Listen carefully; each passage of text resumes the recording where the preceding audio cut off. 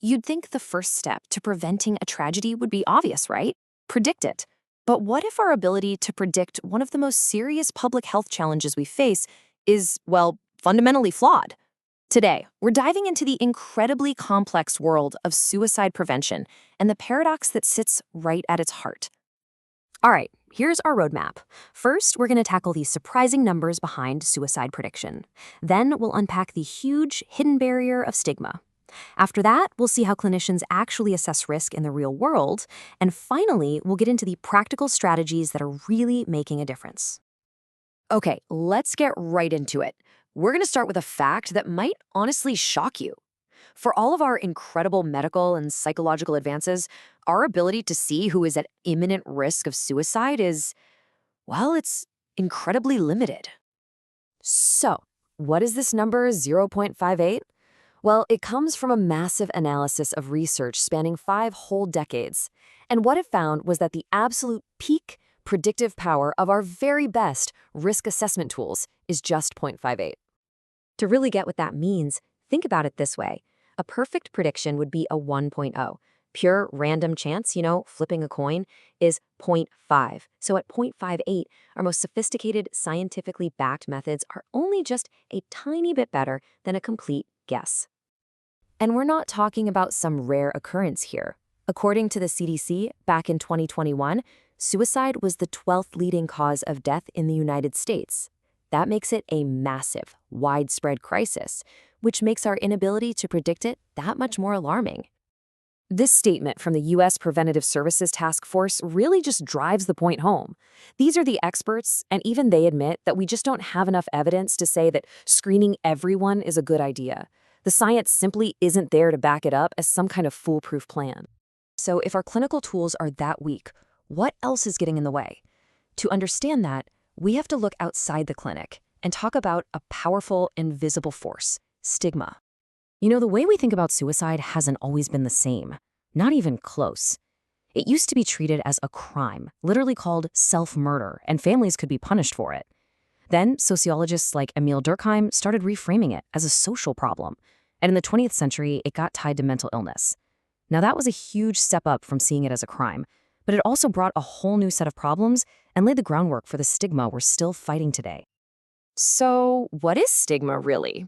When you boil it down, the sociologist Irving Goffman put it best. He called it a kind of social mark that spoils someone's identity. It basically sets them apart from everyone else and can lead to real social rejection. It's not just about hurt feelings, it's a whole social process. And stigma is tricky because it attacks from 2 directions. You've got public stigma, that's the prejudice and discrimination you get from society, but then there's self-stigma, which is when a person takes all those negative ideas and turns them inward, seeing their own struggles as some kind of personal weakness. And that right there can be the biggest barrier to someone even admitting to themselves that there's a problem. And the impact of this? It's devastating, and it's happening every single day. Research shows stigma directly makes it less likely for someone to ask for help. It makes the grief for family and friends even more intense. And it literally silences young people who say they're just too scared to talk about it. Stigma builds a wall right where we need a bridge for conversation. Okay, so with prediction models that are barely better than a coin flip and this pervasive stigma, what do doctors and therapists actually do? Well, they pivot. They shift their focus away from trying to predict the future and toward a clear, systematic process for managing risk right now in the present. Yeah, this isn't about gazing into a crystal ball. It's about having a plan. It all starts with a quick, evidence-based screening to see who might be at risk. For anyone who screens positive, there's a more focused safety assessment. And from there, it all leads to a clear course of action. And one of the key tools here is something called the ASQ, or the Ask Suicide Screening Questions. It's just 5 direct, simple questions that give a clinician a structured way to open up what can be a really difficult conversation. And here's the crucial part. Research shows that asking these questions does not increase risk. It does the opposite. It opens the door to getting help. So once a potential risk is on the table, clinicians start sorting things out into 2 big buckets. On one side, you have the static factors. These are things from the past you just can't change, like family history or past attempts. But the real focus is on the other bucket, the dynamic factors. These are the things you can change, like treating insomnia, helping someone feel less isolated, or reducing their access to lethal means. This is where real life-saving intervention happens. Okay, so this brings us to a more practical and frankly more hopeful way of thinking about all of this.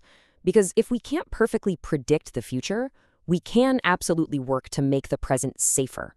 This right here, this is the question that changes everything. And the answer isn't some kind of fortune telling.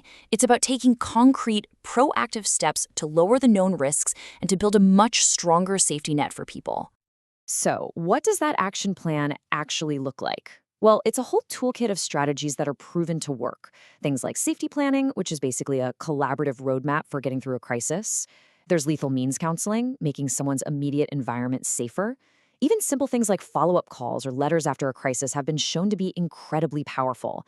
And of course, there are specific medications and therapies that are known to reduce risk. And that brings us to this final thought, which really just perfectly captures the paradox we started with. It's a powerful reminder that there's a huge difference between what we can reasonably see coming and what we can only understand looking back. But that's not an excuse to do nothing. Far from it. It's a call for humility and for a clear-eyed focus on what we absolutely can do. Reduce risk, offer support, and create safety for people, right here and right now.